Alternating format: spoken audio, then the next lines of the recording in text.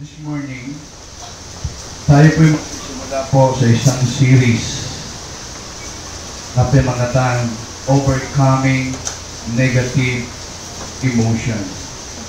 So, umagang pong ito ay ating pong tatalakayin Overcoming Low Self-Confidence.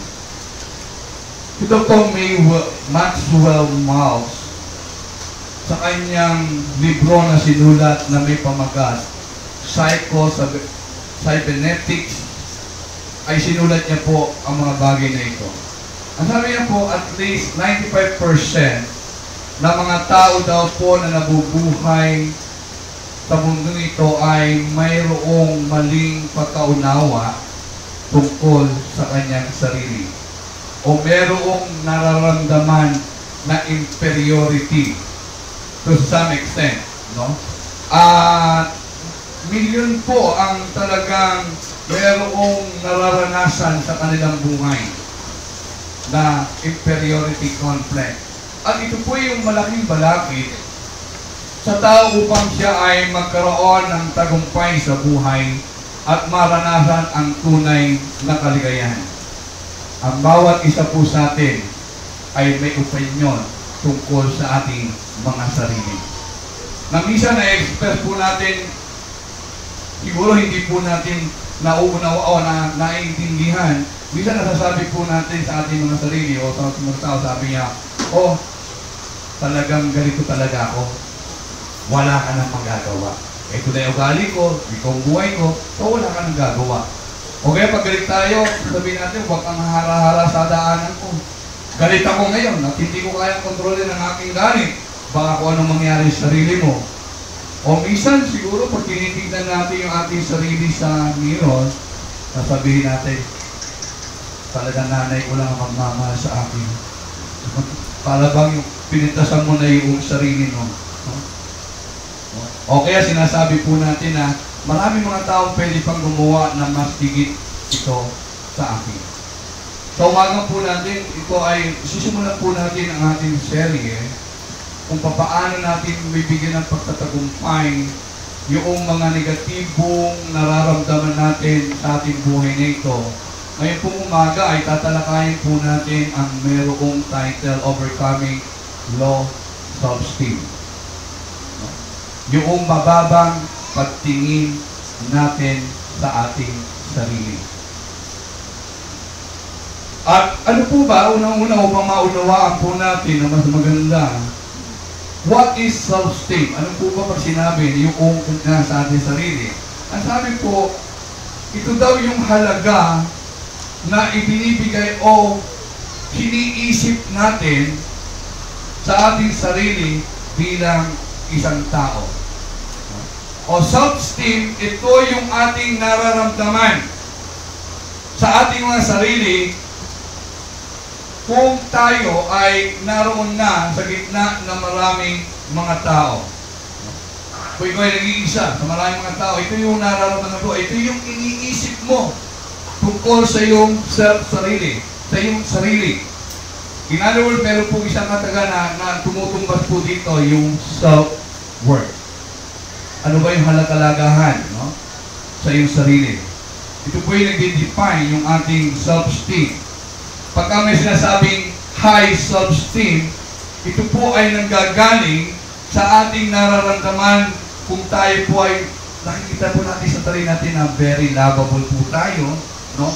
Worthwhile o mahalaga yung ating mga buhay. Ito po ay nanggagaling sa positibong pananaw sa buhay at positibong naging experience natin sa ating buhay nung tayo ay bata pa. Pag sinasabi pong low self-esteem, ito po ay nanggaling sa negatibong konklusyon, no? Na binubuo natin at iniisip natin tungkol sa ating sarili. Ito po yung distortion ng isang katotohanan na nagnanakaw sa atin upang tayo ay magkaroon ng kumpiyansa sa ating buhay. Hello? Ito po yung nanakaw, yung maling paniniwala. Malaking pag-aakala o maling pag-aakala kung sino talaga tayo, kung ano ba tayo. para po natin lubos maintindihan, saan po kayo nanggagaling po ito? Causes of low self-esteem. Katulad po ng mga iba't ibang emosyon na negative emotion, ng iba't ibang emosyon na nararanasan po natin sa ating buhay. Nagsisimula po ito sa ating kung paano po tayo mag-isip. Sa ating kaisipan. Ito po yung isang attitude na pinangahawakan po natin kung paano natin binibigyan ng halaga yung ating sarili o halaga yung ibang tao sa ating paningin. No? Ang self-low esteem po, o yung low self-esteem, ito po ay resulta ng ating experience. Hindi po na minsan na inagising na lang tayo na mababa na po yung ating pagtingin sa ating sarili. Ito po ay isang proseso na nangyayari sa ating mga karanasan natin sa ating buhay. Alam po natin na lahat po tayo ay makasalanan. At natural po minsan sa atin na nararanasan natin at nararamdaman po natin at minsan naiisip po natin sa ating mga sarili na tayo po ay makasalanan. No? We feel guilty. No? Kasi alam natin na patawad lang tayo ating Panginoon para hindi natin makalimutan yung ating kasalanan na ito po yung naghahan sa atin. Ito yung parang multong bumabalik at bumabalik sa ating kaisipan at sa ating puso. No? Na tayo ay nakokondina ng kasalanan nito. Saan po ba nanggagaling ito? No? Ito po yung nanggagaling sa accusation ni Satan. Alalahanin po natin, unang-unang kalaban, no? natin o ng ating Panginoon, si Satan. Siya po yung nag-aakusa sa atin. No? Ito na siguro narinig sa atin ang back of our mind sa ating likod o ating makaisipan, isip natin, narinig natin, wala ka talagang kwenta. Sinilang kang ganyan. Lalaki kang ganyan. Mamamatay kang ganyan na lang ang buhay mo. Hindi ka na-ascend. So alam mo, makasalanan ka. Hopeless na ang situation mo sa'yo. Hopeless na yung buhay mo yan. Talaga wala ka ng pag-asa sa buhay na nilalang araw mo. Miski ano gawin mo, hindi ka a-ascenso sa buhay. Talaga yung kasalanan mo ay talagang nariyan at ikaw ay makasalanan na. Alam po kasi yung word Satan, sa Hebrew language po, no, ay it means accuser. No? Kung natatandaan niyo po si Job, sarap ng buhay ni Job, ina-accuse po siya ng Satan sa ating Panginoon. Ay kaya lang kasi ganyan yan, kaya lang sumusunod niya sa iyo, kaya lang ikaw ay sinasamba niya, ay sarap kaya ng buhay niya. Di po ba? Sarap ng buhay niya. Subukan mong alisin lahat yung kanyang tinatamasa kung hindi siya tumalikod siya. Alam niyo, sa pang-araw-araw sa ating buhay, ganun po din si Satan eh. Ina-accuse niya tayo na tayo ay walang silbi. Minsan sa ating iglesia ay ganun po siya nasabi sa atin. Yung feeling ng inferiority ito ay nararanasan natin because si Satan ay walang tigil na tayo inaakusahan na hindi na tayo po pwedeng maging isang mabuting mamamayan. Na hindi na po pwedeng tayo umasenso. Dalawa po, saan hindi po isang pinanggagalingan po nito? Sa family. Sad to say, no, ang pamilya po ay meron talagang malaking bahagi sa pag-mold, sa paghulma ng development ng karakter ng isang tao o bata kung paano siya lalaki na magkakaroon ng talagang self-confident sa kanyang sarili. Ito po yung dito po yung malaking bahagi. Kaya minsan ang mga magulang po hindi po nila maunawaan yung kahalagahan ng mga bagay na ito. Minsan may mga magulang po kasi na pinoprogram nila kung ano ang gusto nila sa kanilang mga anak. Amen po ba? Minsan nakaprograma kung ano yung naibibigay nilang value sa buhay ng kanilang mga anak. Alam niyo po, hindi po yung occasional o yung paminsan-minsan na pagsaway sa kanila, sa paminsan-minsan na pag-criticize sa kanila, no? Upang sila ay mamuwasa yung self-sins na. Ang sinasabi po, yung madalas na pag-criticize sa kanila. Yung madalas na pag-reject sa kanila. Yung madalas na pagpapalo sa kanila. Yung madalas bisan na pinapahiya yung kanyang anak sa harap ng maraming mga tao at iniinsulti nila yung kanilang mga anak. Yung po yung nagbibigay minsan sa isang bata na kaisipan na wala siyang kwenta. Minsan sabihin natin sa mga nangyayari, tatanga-tanga ka kasi. Laki-laki mo na, tanga ka pa rin. Ang bobo mo talaga. Alam niyo, pag lagi po yan ang naririnig sa inyo, o kaya pag nakikita niyo, pirmi yung anak ninyo, parang wala nang ginawang pirmi tama sa inyo, yung po yung unang natatatak sa kanyang kaisipan na siya ay worthless. Walang silbi sa lunggunan. No? Minsan po yung ating negligence.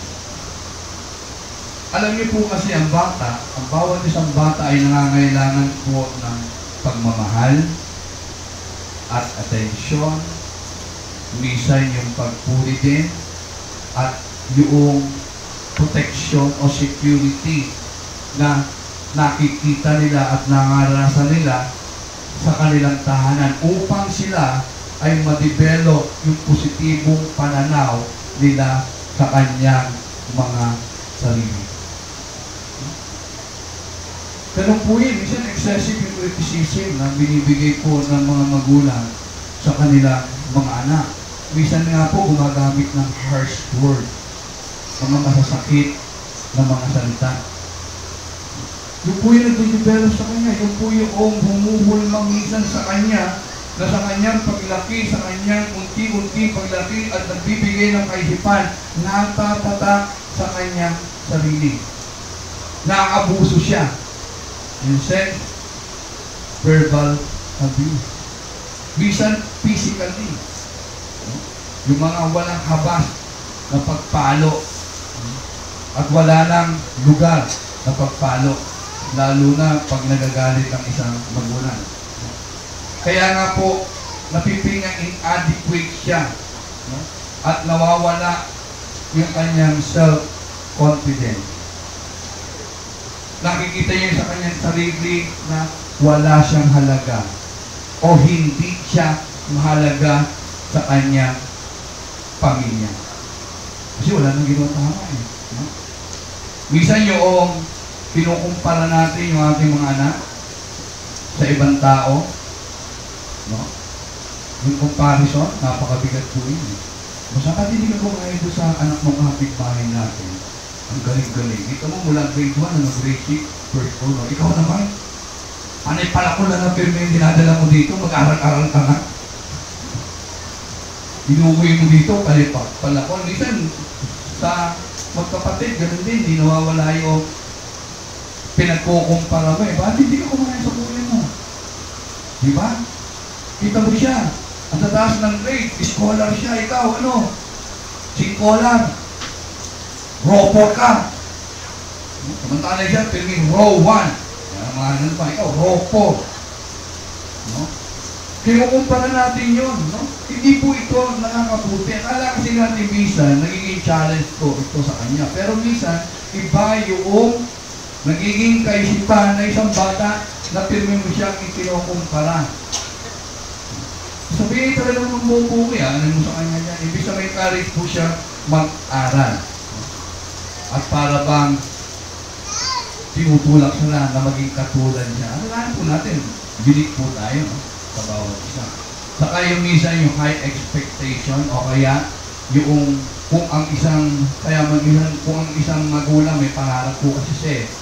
Lalo na kung halimbawa ang isa ay attorney, gusto niya yung anak niya maging attorney din, ano?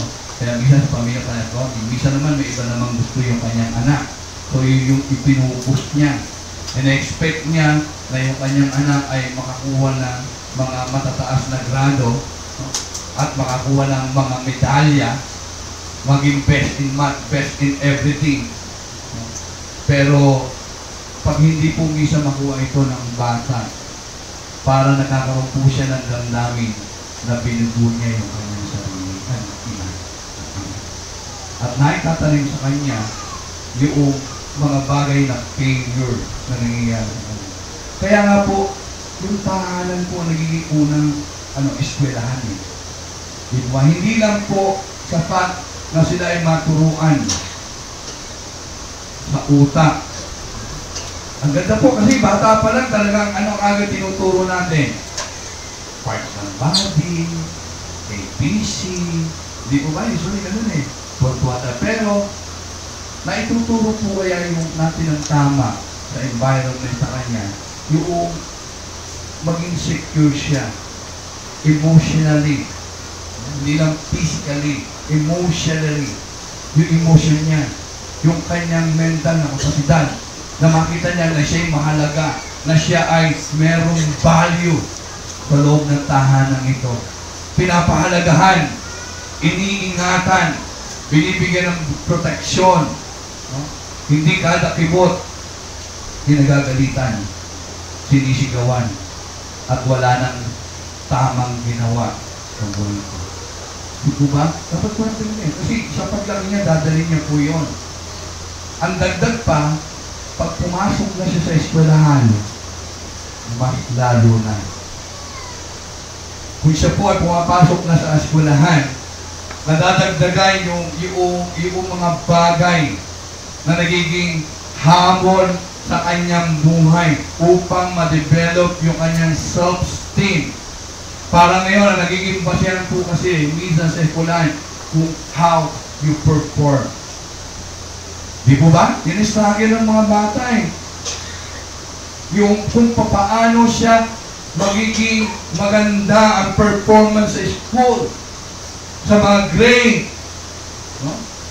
Yung talagang sikat siya o yung mga activities na ito yung magdedetermina sa bawat isang tao kung paano ang kahalagahan niya. Nagiging aware po tayo kung anong iisipin ng isang tao o yung mga kaklase o yung kaibigan. Kaya minsan tanong natin, ano ba, okay ba? Nag-perform pa ako ng maayos? O bakit magaling naman ako dun ha? Bakit hindi ako napili sa debating team? Mas magaling ako dun eh. Bakit hindi ako napili first honor? Bakit hindi ako napili na i-represent ang eskwelahang ito? Mas magaling ako dun eh. Kasi nga, yun ang akala natin na nagiging challenge natin mag-perform because pagka nasa kulera ka, tampulan ka ng tukso. Di po ba?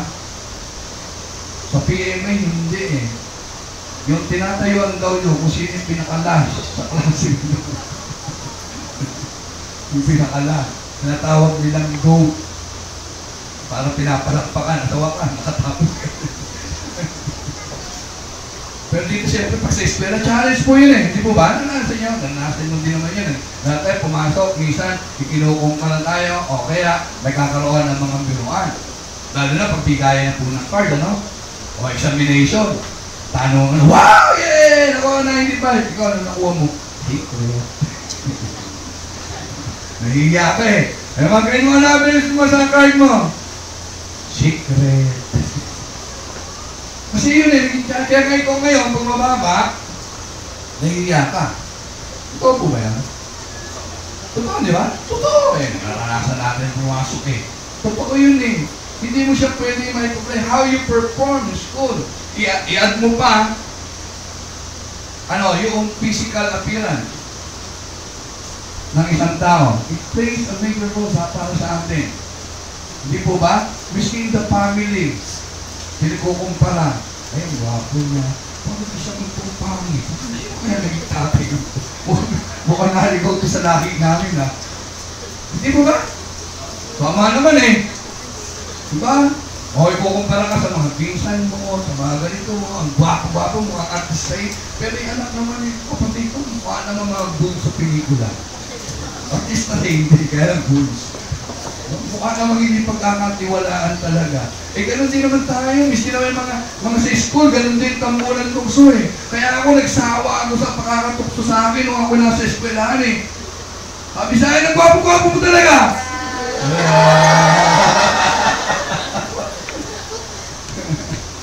Di ba gano'n? Kaya magpamatawa ka, bata pa lang, sa bahay pa lang tawag siya, taba-tingking, di ba? Lumalaki, taba-taba.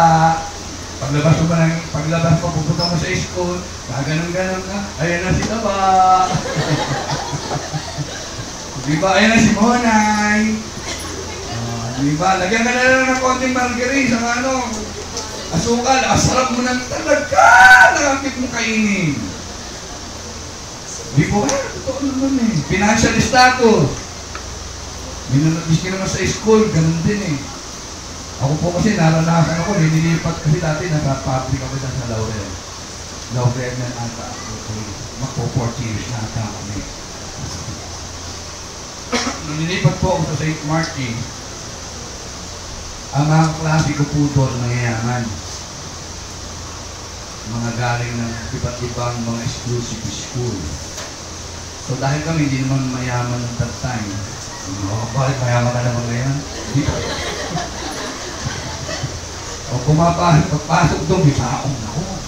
Bibaong talaga ako ng nanay ko. Bibaong na naman. Bibaong na high school ako. Ito pumapasok yung babaong ako. Kaya pag-recess, tanghalian, hihiwalay na ako. Kasi yung mga klase ko, walang mga baon na kantin ko nakain. So hindi rin ako pupunta ng kantin. Gagawin ako doon sa malayo, doon ko kakain ako ng baon ko ngayon. Buti na lang may kasama din pala akong ganon. Kaya pagkalan, kami dalawa magkasama. Pupunta kami sa malayo para di makita kung ano ang baon namin. Totoo po yun. Financially, yun ang mararamdaman mo. Kasi nahirap naman ako. Tayo sa kantin po tayo McDonald's. Hindi, Donald talaga ako. Kasi wala kang pera, di ba? So, you avoid sa kanila. Yun, nakakabawa sa'yo, hindi ka makasama sa kanila. Bakit? Kasi wala kang pera eh. Wala ka naman, libre ka na libre lang kita, libre kita. Pili ka na libre. Alam niyo, nangangasin ko yun. Talaga nagpapakalayo ako. No? Tapos wala ka permission pang bili ng soft drink. O, dito ko na lang sa fountain. Basta ko pong naging kasama ko po yun dun eh. Third year ako, second year siya. Financially, magkakaroon ka ng pagkabag sa sarili mo eh. Di po ba? Hindi ka tuloy masama hindi lang yung sa physical, hindi financial. Hindi po ba? Sa school, nananasan mo yun. Eh pagtapos sa mga barkada mo pa. Di po ba? Ganun talaga eh. Sino ba yung tampulan ng tukso sa mga barkada? Ay di yung medyo hindi maganda ang mukha. Diba? Medyo disformado ang mga figure. Totoo naman eh. Hindi po ba nag-a-add po yan, bro? Buhat sa bahay, papasok ka sa school, pagdating mo din sa inyo, kasama mo rin ngayon, dadating ka, maglalaro ka. Ay, huwag na tayo sumali, nandiyan na si Tabo. Pag-isaan natin sa sali, ano? O pagkatapos yung merienda, huwag na tayo kumain, huwag merienda na niya, umusin na yun natin. Nagdadagdag po lahat po yun eh. Yung peer pressure, yung pag mababa ka, lalo kang nagiging mababa pa. Wala naman po talaga na yung bihira o kung meron man, masasabihin siya, hindi bali mo matambak, ka naman. Yung problema, sabi, ang taba mo na nga, ang negra mo pa. Pagkalasan ganun eh. Di po ba? Patabak na pinunilapa pag anuhan ko. Patabak ka sa taba na. Sa iba naman tayo. Nagalit yung pastor sa akin. Kaya wala na ako. Di ba? Usually, yun po talaga eh. Para bang, kaya na, 4 na tingin yan. Lugi tayo dyan. 4 ang tingin yan sa atin. Sama mo naman tumingin. Ganun po ba? Dagdag po yan lahat eh. Di ba? Pangapat po, yung past failure po natin. Di ba? Minsan, ito po yung nagbibigay sa atin ng kaisipan na tayo ay hindi talaga work.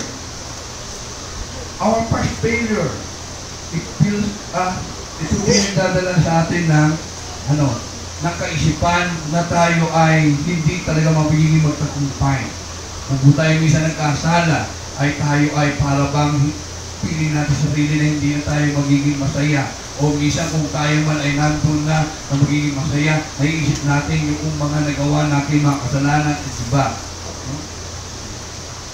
O pagka nabigo tayo sa isang alikain na ginagawa natin, ang kahit umaayaw na. Kaya iba ayaw na magpatuloy sa school. Kapag pasok, kasi wala namang nangyari, bobo-bobo ko talaga eh. Sabi ng nanay ko, bobo ko. Sabi ng kaklase ko, bobo ko. Sabi nila, bobo ko. Eh di bobo na nga ako. Ayoko na, nagsasayang na ng oras. Pero sabi niya, may kasabihin natin, try and try until you succeed. O sabi niya iba, try and try until you die. Pagpatay ka na, wala na, okay na, basta mo buhay ka. No? Mag-try ka talaga na mag-succeed. Pero nga dahil pinanghinaan tayo ng loob, dahil doon pa lang sa bahay natin, sa eskwelahan pa lang, pagdating pa doon sa ating mga kaibigan, ang tingin nila sa atin, wala na tayong pag-asa sa buhay. Ito ba? So yun po yung nagiging mga dahilan upang tayo ay tumingin na mas mababa sa ating sarili o tingnan natin yung ating sarili na mas mababa. Pero ano po ba naman yung epekto ito? What's the effect of low self-esteem? Ano po ba nagiging epekto sa inyo ito? No? Ano ba nagiging resulta na kung tayo ay merong low esteem? Low self-esteem na nakikita po natin sa ating sarili, nararamdaman natin. Ano po ba yung consequences nito sa ating buhay? Unang-una po, poor social life. Di po ba? Parang ayaw na nating makihalo sa iba. Kaya karamihan po yung mga may mababa po pagtingin sa sarili, loner po sila. Humihiwalay sila sa karamihan. No? Parang dito na lang ako. Kasi ako lang ang mapapansin nila. Ako lang ang magiging pampulan ng tukto nila. Kasi na wala akong kwenta. Minsan po yung personal relationship po natin sa ibang tao nagsasuffer. Nagiging oversensitive po tayo. No? Minsan madali po tayo nag-a-upset. Minsan madali tayo nagagalit. Minsan always na nagko-complain tayo. We argue a lot sa mga tao. Minsan naman po, we try to impress yung ibang tao. Na tayo ay may marami di-impress natin para nabubuhay tayo to impress them. Para tayo ay makasama sa kanilang grupo. Di po ba? Minsan, hindi po tayo madali tuloy magtiwala sa tao. Parang duda tayo pagdating sa tao. Nagagawin lang tayo katawa-tawa. Gagawin lamang. Minsan yung ating relationship nagiging mababaw sa ibang sex na para matingin natin lulukuhan tayo, hindi tayo worth naman nila. Hindi tayo bagay sa Kanya. Hindi tayo karapat-dapat sa Kanya dahil may kakulangan tayo sa ating sarili. Kaya yung mga relationship na ito nagsasuffer dahil po sa mababang pagtingin natin. Minsan galit tayo sa mundo. Matabi po yung anin po natin na yan. Kaya yung social life po natin na apektuhan. Kaya pag naiba na yung peer group natin, nakakaroon na po tayo ng takot. Naalala ko tuloy sabi ng isang jogging namin, yung po medyo nakakaat sa buhay na sa lieutenant ni Bishop. Sabi niya, kung gusto mo yumaman at magkapera, kumikit ka lang sa mayaman at yung maraming pera. Kasi nandun yung connection. Nandun yung, maunawa mo naman po siya, nandun yung mga connection, nandun yung pagkakataon ng mga tao. Kung ikaw nga po ay merong mababang pagtingin sa sarili mo, siyempre pagdating doon, natatakot ka na makipag-socialize, makipag-social sa kanila. No? praise the Lord, ako, tinanggal po sa akin ng Panginoon yun. Ako, maski sino kaharap lang ngayon, hindi na po ako sumusagot sa Panginoon, katulad po ng nanay. Pangalawa po, miss career opportunity. Minsan, ito po yung namimiss ng maraming mga tao na kung sila ay mababa ang pagtingin sa kanilang sarili. Natatakot po sila mag-take ng risk. Dahil natatakot po sila na mag-fail sila. Lalo po sa kanilang pagbata yung failure, yung criminal na. Kaya minsan kung may opportunity na umasenso po sila doon, natatakot sila. Parang gusto nila na mag-stick na lang kung ano yung mas madali at safe. Parang walang risk. Natatakot po sila na mag-take ng mas bigger responsibility na baka hindi po nila makaya ito, mga ability na ito. Ina-avoid po nila yung mga gawain na yung hindi nila, sa tingin nila na makakaya. At hindi na po sila nagtatry. O kaya minsan na-over naman nila yon, na sumusobra naman sila, they aim for perfection. Miss po nila yung mga bagay na ito sa kanilang buhay. Yung mga pagkakataon upang sila ay umasenso sa buhay. Lalo po yung mga nagtatrabaho. Namimiss na yun. Parang natatakot sila magkaroon ng ito. Sa isang buwan, ano ka na? Supervisor, naku, hindi ko kaya yun. Yung pa naman departamento na yun. Mga terror ng mga yun. Mahirap yung departamento na yun. Kaya po nangyayari yun. Ang pangatlo po yung negative behavior. Bisan po, lalo po tayo ng pangat na kung tayo ay tingin natin sa ating sarili ay meron tayo negatibo, yung bad behavior po sa atin. Nagbibigay po tayo na minsan ay nagiging damaging o nasisira po natin yung ating sarili. At nabibigyan natin din ng mga alalahan yung mga nakapaligid po sa atin. Minsan po yung nanululong po sa mga droga ay yung mga tao merong mababang pagpili na sa sarili. Pagkat doon po sila nakaka-relate, no? Na magkaroon po sila na drug. Minsan po yung nag-i-involve po sila sa sa mga premarital sex.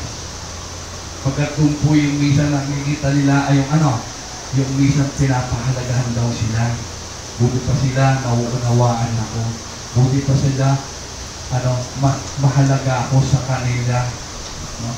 Kaya, yung premarital sex, napapasok na mawala sa mga. Pangatlo, yung mga drinking too much, yung mga alcohol. Yun po yung mga sumisira. Minsan, sa isang taong mababa ang tingin sa kanyang sarili, nagkakaroon po sila ng mga negative behavior, mga bad behavior, na minsan nagmamanifest po sa kanila.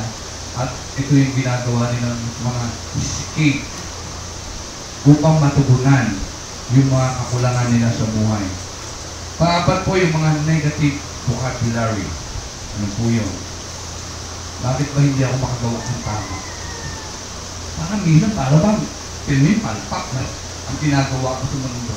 Parang minsan, napakatanga ko talaga. Ang tanga-tanga ko. Hindi ko kaya gawin yan. Mahirap yan. Minsan wala na talaga akong pag-asa. I'm hopeless. Wala na pag-asa sa buhay. Pero, dapat po iba yung tingnan. Kung yung man ay parang mga bagay na nangyayari sa ating buhay noon o minsan ngayon ay nararanasan pa natin dito, may pag-asa pa. How to overcome low self-esteem. Paano po naman natin mapagtatagumpayan yung pagtingin natin sa ating sarili na tayo ay parang mababa. No?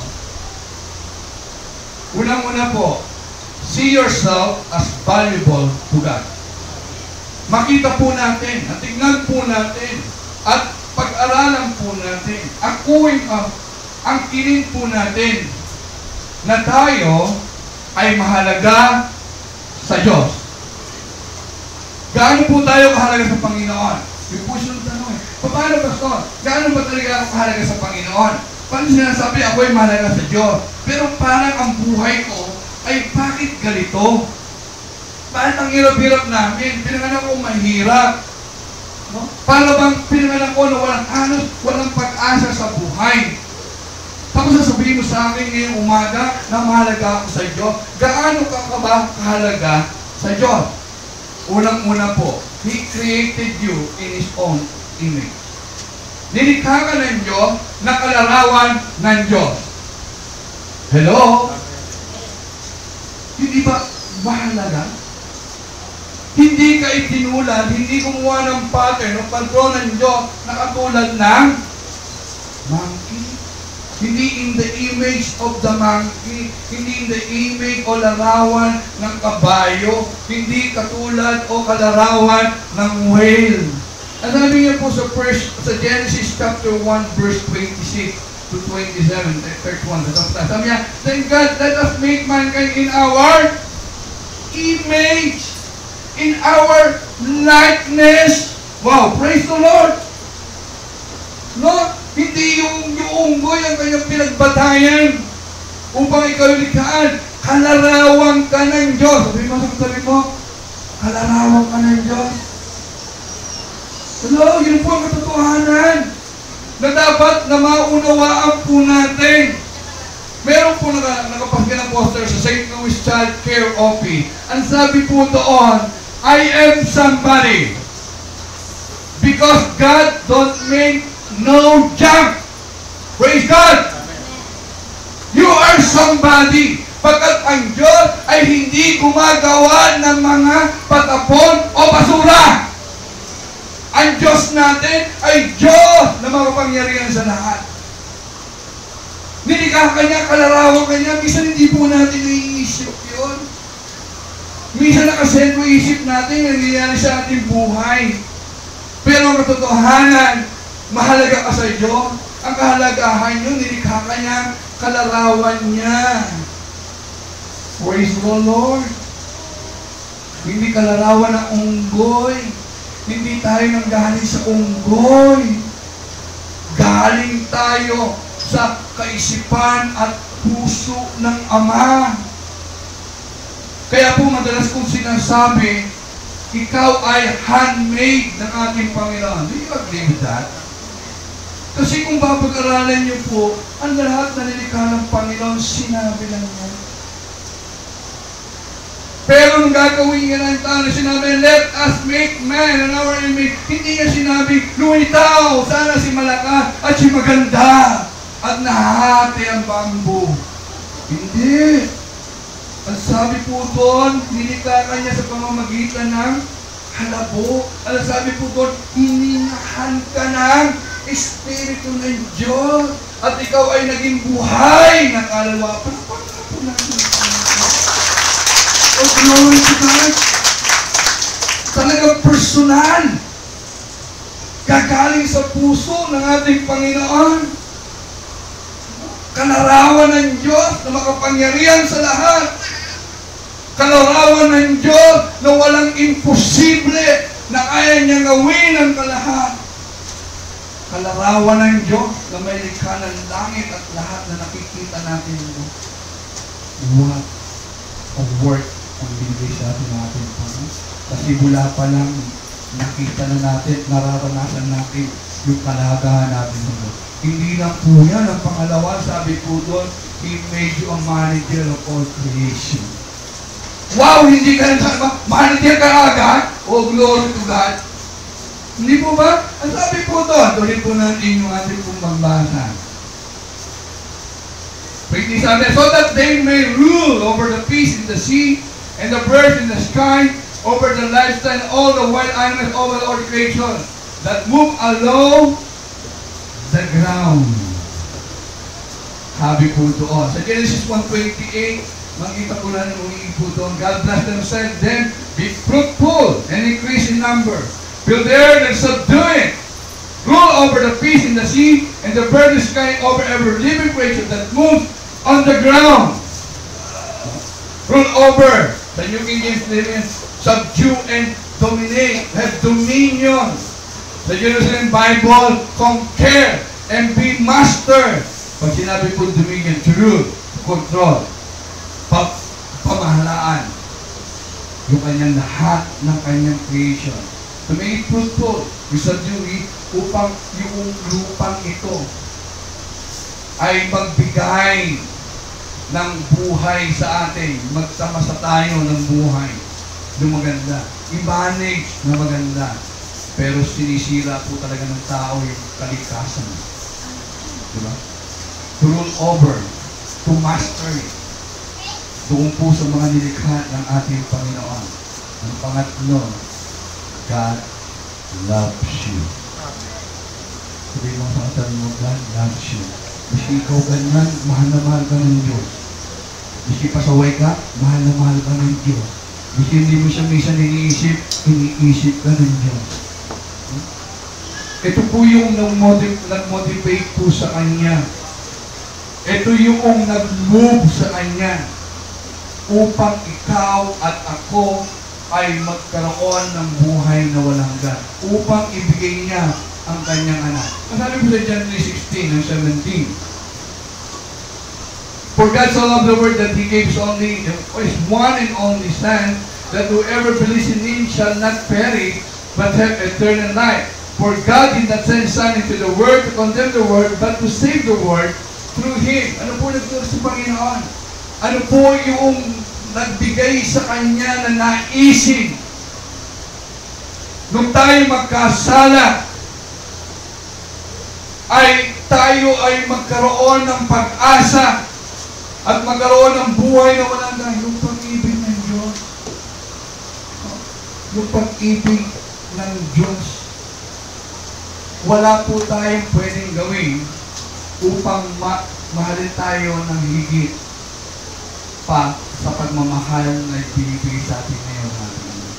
At wala tayong magagawang sana upang ang kanyang pagmamahal ay mabawasan. Mahal ka ng Diyos sa pagiging ikaw.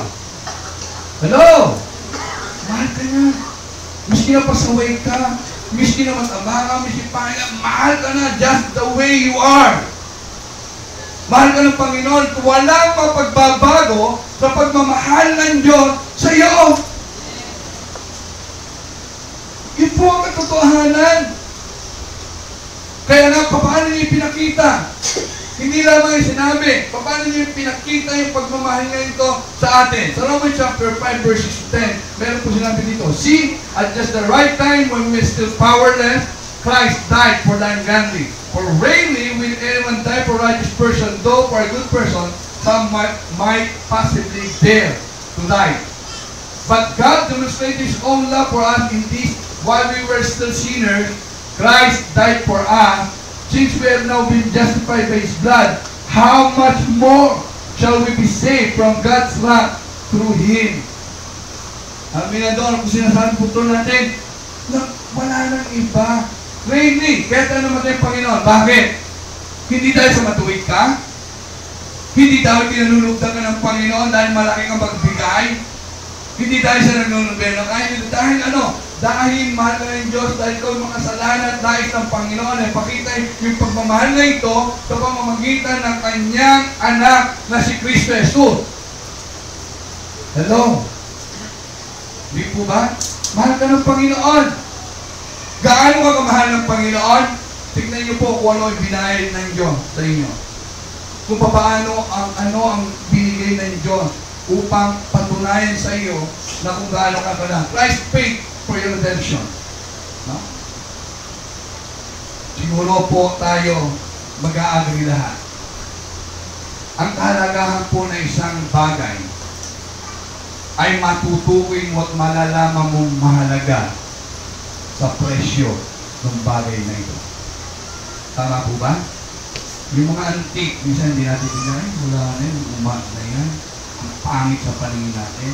Pero pag malaman mo yung presyo na yun, pag ino-auction na doon sa mga New York auction, at nag-worth na ito ng million of dollars, saka mo lang malalaman na mahalaga. Gaano ko mahalaga sa Panginoon?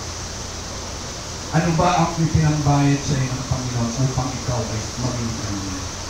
Ano ba ang binigay ng Panginoon upang ikaw ay maligtas sa iyong kasalanan. Kaya po, madali ko po sabihin, pwede nang sabihin ng Diyos, na sige, okay ka lang, ligtas ka na. Pwede ka lang pumasok po. Hindi naman eh. Ang binigay niya po nito, yung pinakamahalaga sa Kanya, dahil mahalaga sa Kanya, nakuha po ba natin yun? Nalalaman mo ba natin yun? Minsan nakakalimutan natin doon. Kita niyo po ang sabi po ni Pedro. No?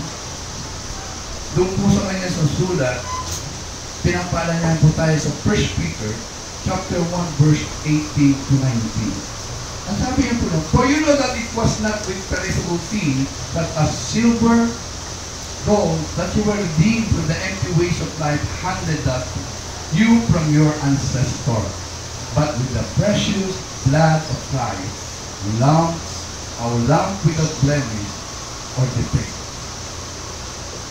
Wow! Ganun kahalaga sa Diyos. Yung pinakamahalaga na masasabi nating pag-aari ng Diyos Ama ang ibinigay niya sa iyo. Yung dugo ng ating Panginoon Jesus Christ.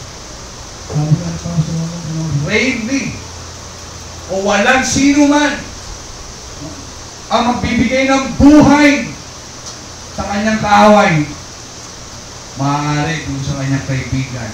Maaari doon sa kanyang pinangalan. Wala pa ako makita ng kaaway niya na galit niya. Tinubos niya. At kung papatayin ito, siya yung pumalit para patayin o hinalang yung katawan niya para hindi. Ang usual, yung kaaway niya, pag namatay, natutuwa yung kaaway.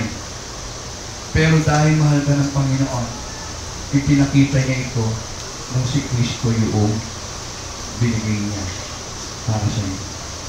Sa Revelation chapter 1 verse 5, ganito rin po yung sinasabi. And from Jesus Christ, who is the faithful witness, the firstborn from the dead, and the ruler of the kings of the earth, to Him who loved us and has freed us from our sin by His blood, only to the blood of Christ. Okay? Panima, hindi lamang po yun ang ginawa sa ating Panginoon upang ipakita yung pagmamahal niya sa atin. He made you joint heir with Christ. Pagka pinamamanahan, ang ibig po sabihin ay mahalaga, valuable. Di po ba? Kaya pinamamanahan nga po eh. Kaya nga, sabi po ni Paul sa Romans chapter 8 verse 17, now we are children, then we are heir of God and co-heir with Christ, if indeed we share in suffering, in order that we may also share in His glory. No, tayo po'y mga anak na ng Diyos. Hallelujah! At kung tayo anak ng Diyos, tayo ay tagapagmana na kasama ni Kristo. Amen. Yun po'y katotohanan. Mayroon po tayo. Pamilya natin Ama. Hindi lamang po yan. Marami pa sa Biblia. Tayo anak ng Diyos. Tayo kabilang sa pamilya ng Diyos. Ikaw ay ambassador ni Christ. Kanina yung tayo ay kaibigan na ng Diyos. Sabi nga po sa Galatians chapter 4 verse 7, so you are no longer slave, but God's child. And since you are His child, God has made you also an heir. Praise the Lord. Pangalawa po, huwag lang po natin makita na tayo valuable o mahalaga sa ating Ama. Pangalawa, see yourself as valuable in the church. Ang bawat isa po sa atin ay mahalaga sa iglesyang ito. Yun po yung katotohanan. Kayo ay mahalaga sa iglesyang ito. Ang Diyos ay may hinanda po sa atin na bahagi. May hinanda po sa atin ng role. Tayo po'y bahagi ng isang katawan, ang katawan ng ating Panginoon Jesucristo. Tignan niyo po yung sinasabi po sa 1 Corinthians chapter 12, verse 14 to 27. Bilang isang katawan, tayo ay mayroong bahagi o mayroong ginagampanan. No? Hindi po pwede sabayin sa mata na siya hindi kabahagi ng katawan. Kaya nga po, kailangan maunawaan natin, tayo ay function. Kaya po last Sunday, sabi po natin, kung gusto po natin na magawa ang iglesia, gawin natin yung bahagi natin sa loob ng iglesia. Sa labas ng iglesia. maging kamay, tainga, mata, bibig, o paa tayo ng iglesia. Binubuo po namin ang katawan. Pagka medyo hindi po nagpa-function isang bahagi ng iglesia o ng katawan, may problema. Di po ba? Kaya nasabi ko nga po, isa po sa natin namin, wala ka naman nakita na normal na tao na ipinanlalakad, paa, ay kamay. Di po ba? Wala naman eh. At wala ka rin isang normal na tao makikita na pinagsusubo nila ay paa. Abnormal po yun, may kapansanan, kaya po gano'n. Tayo po bilang isang katawan ng ating Panginoon ay may kanya-kanyang bahagi. Wala po sinasabi tinatapon ang Panginoon. Lahat tayo ay mayroong bahagi. Kung ang bahagi mo ay mag-anyaya, gawin mo. Kung bahagi mo ay magsalita, magpahayag, gawin mo. Tayo natin yung bahagi. Hindi naman po nanlilinis po dito, hindi po mababa ang pagtungkulan sa harapan ng ating Panginoon. Pagkat ikaw ay bahagi nila. Subukan yung walang maglinis dito. Sige ka lang. Baka hatching kayo ng hatching yan. Pagpag kayo ng pagpag yan. Lalo kayo hindi mapakali sa inyong inuupuan. Di po ba? May bahagi po. Mahalaga ka sa loob ng iglesia. Sabi mo sa katabi mo, mahalaga ka sa iglesia nito. Gawin mo ngayong bahagi. Amen. Palakpakan po natin ang Panginoon. Hindi po yung panay kamay ang kikilos. No, wala pong magagawa ng kamay pag hindi nilakad yung paa. Dito ka lang. O gagapang ka. Mahalaga po yun. No? Nagawin po natin. Kung mahalaga po tayo sa ating iglesia, kung mahalaga po tayo sa ating Panginoon, huwag po natin alalahanin yung mga past failure natin. Huwag po natin alalahanin yung ating future. Pagkat ang Diyos ang bahala dyan. Bahala ang Panginoon dyan. Alalahanin po natin ng ating pong kahalagahan ay ito po ay hindi sinusukat kung gaano tayo ka-successful sa mundong ito. Hindi po ito sinusukat kung tayo inaaprubahan ng maraming mga tao. Hindi po ito sinusukat kung ano ang mga suot natin. Kung ito ba'y mamahalin o galing ng baklaran. Kung anong bag natin o mga shoes natin. Sinusukat ito kung paano mong bigyan ng kahalagahan ang iyong sarili. Natatandaan niyo po ba yung station ko na 1,000 pesos? Di po ba? Miski madumi po yan. Miski ibili mo yan sa tindahan, tatanggapin po yan. Bakit? Miski madumi yan, mahalaga yan.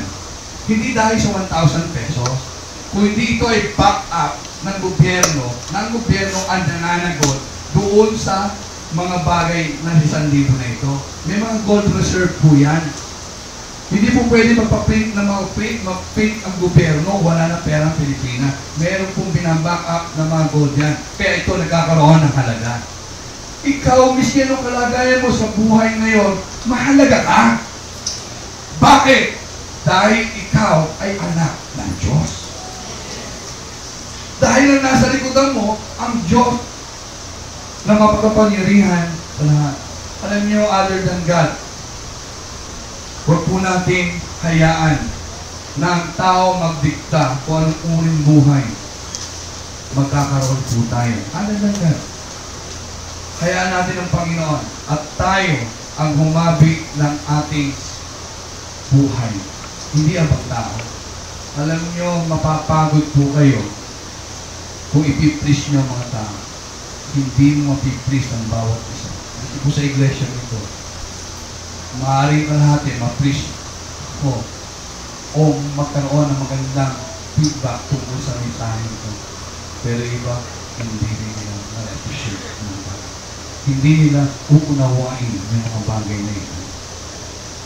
Kasi po bakit? Dapat po kasi nakikita natin. Pangatlo po, accept your shortcomings. Lagi po natin alalahanin na hindi po tayo perfecto. Si Jesus lang ang perfect. Meron tayong mga failure. Meron tayong mga nagagawa na minsan nagbibigay ng na kalungkutan sa ating Ama.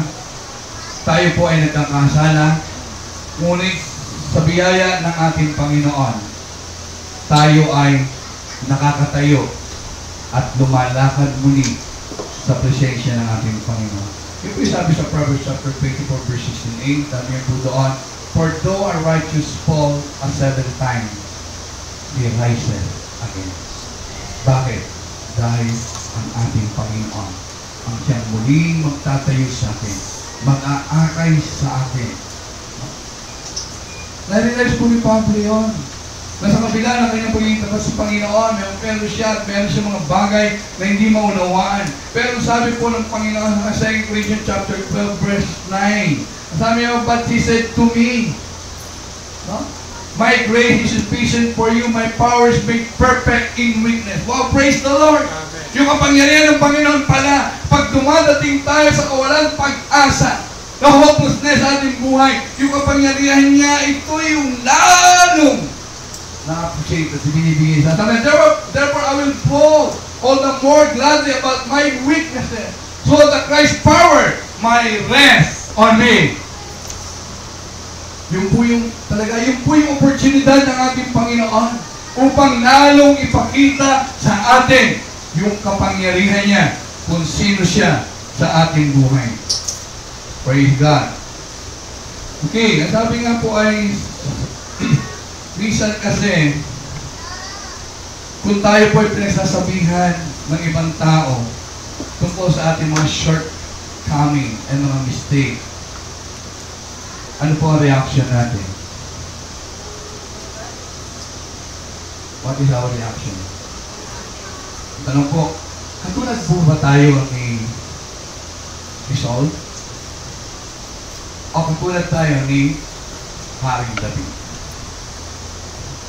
Kasi si Saul po, nung sinabi po sa kanya, siyempre yung kanyang pagkakamali, ang dami pong excuses. Ang dami mga palusot. Pero si Haring David, sabihin ni Prophet Nathan, "You are that man." Wow! Umiyak si Haring David. Humingi ng tawad sa ating Panginoon. Minsan, Kristiyano na po tayo, yung mga shortcoming na minsan na nakikita ibang tao sa atin, we give justification. May katwiran po tayo na may sagot eh. Di po ba?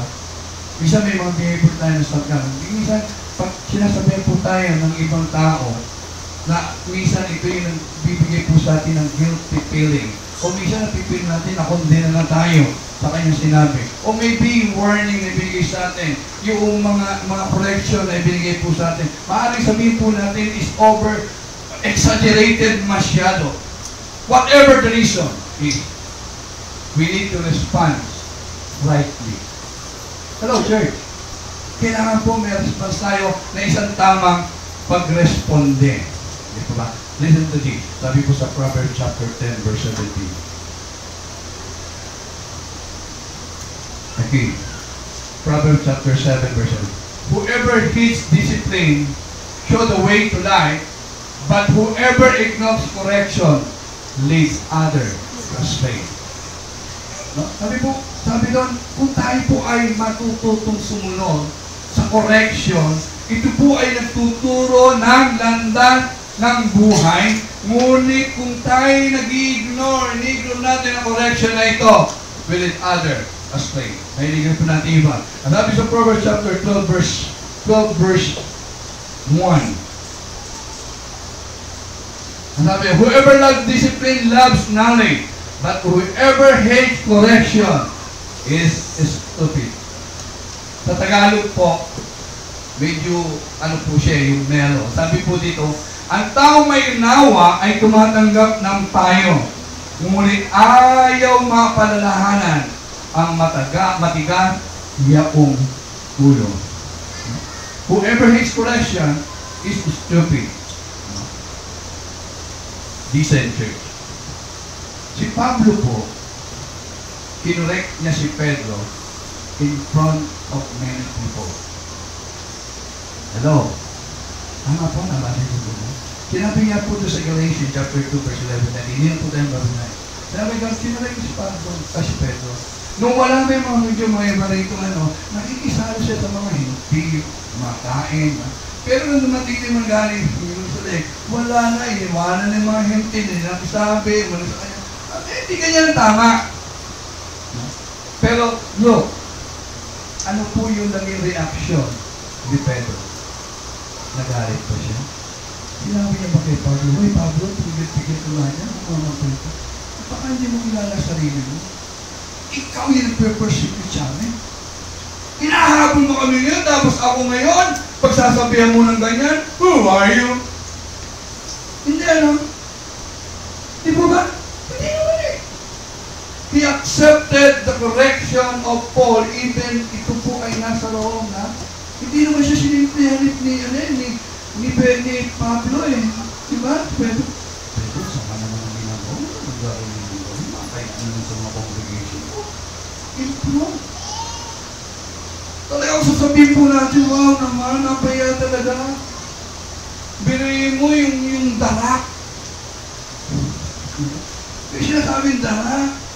Sa iyong apostol, ang number one apostol ng ating Panginoon. Tapos ito si Pablo, isang persecutor. Kailan na naging apostol, kailan na nakasama, bigla magsasalita ng gano'n at ikokorek siya sa harapan na napakaraming tao. Wow naman. Hindi nakatama yan. Pero, what a humble heart. Hindi po sila nakapag-argumento sa lahat, sa gitna pong yun, kung hindi niya tinanggap yung mga bagong ito. Sometimes, marami po mga Kristiyano. Uy, leader na ako, uy. Parating mo pa na sa church na ito. Kung gaano katanda ang iglesia ko, uy, ganun katanda na ako dito. Ikaw, kailan na? Hindi ka pa nga tumutugtog ng ABC, nasa San Pedro class ka pa lang, uy. Di wala ka pa nga sa group. No? Para sabi, sino ka ba? Para huwag mo ko. Sino ka ba? Para i-correct mo ko. Mas mataas ang posisyon. Hindi po yun eh. Kailangan po maunawaan natin. We have all shortcomings. May mga mistakes po tayo na sometimes hindi po natin nakikita. Pero ginagawa itong isa na is out of love to correct us. Kasi sasabihin natin, exaggerated namin, pero because sabi po ng Biblia, open rebuke is better than secret love. Pag minamahal mo isang tao, sinasabi mo na may mali siyang ginagawa. Hindi mo siya sabi, okay lang yan.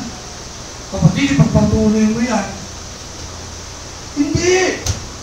Siguro minsan nabibigwa minsan yung ibang kapatid sa akin, mga young people eh. Kung mo sa kanang galing naman, dapat maunang-unahin mo dito ha. Buti na, di ako naragalita. Kasi bakit? Kinukorek mo siya. Bakit mo siya kinukorek? Dahil mahal mo siya. Yung mga anak mo, pagka mali ginagawa, pababayaan mo gano'n ang gawin? Hindi. Bakit mo kinukorek? Dahil mahal mo siya. Ayaw mo siya mapahamak. Ayaw mo manatili siya sa gano'ng kalagayan. Gusto mo baguhin niya yung buhay niya. Kaya mo siya kinukorek. Hindi dahil para insultuin mo siya. Hindi para gusto mo lang siya kagalitan. Dahil dapat matutunan niya. Listen, kung meron po tayong heart and immunity na tayo magpapakorek, ito yung pangako ng Diyos. Ang sabi niya po sa Proverbs chapter 13 verse 18, whoever disregards discipline comes to poverty and shame, but whoever heeds correction is honored. Praise the Lord! Palakpakan po natin natin, Panginoon. Hindi kababangan, hindi kahinaan, hindi kawalan, na tayo ay sumunod, magpakorek, pagkat ang Diyos ang lalong higit na magbibigay sa iyo ng karangalan. Hindi po kahiyan yun. Kung hindi tinutwitan natin, kung tayo pusunod, wow, God will honor you. Pangalawa po, ang sabi sa Proverbs chapter 15, verse 32. Those who regard discipline despise themselves, but the one who hates correction gain understanding, knowledge, wisdom. Pero pagka hindi tayo sumusunod, we despise. Hindi natin pinapalagaan ang ating sarili. Kundi we gain understanding. This is how we overcome yung pong ating low self-esteem. Alahanin niyo, marami pong pangako ang ating Panginoon. You are a child of God. You belong to the family of God. You are an ambassador of God. How valuable you are. May tanong lang po ako sa inyo sa umaga po ito. Tayo po ba ay nagiging daluyan ng pagpapala upang maiangat ang kalagayan ng ating kapatid sa Panginoon o yung mga tao na kapaligid sa atin?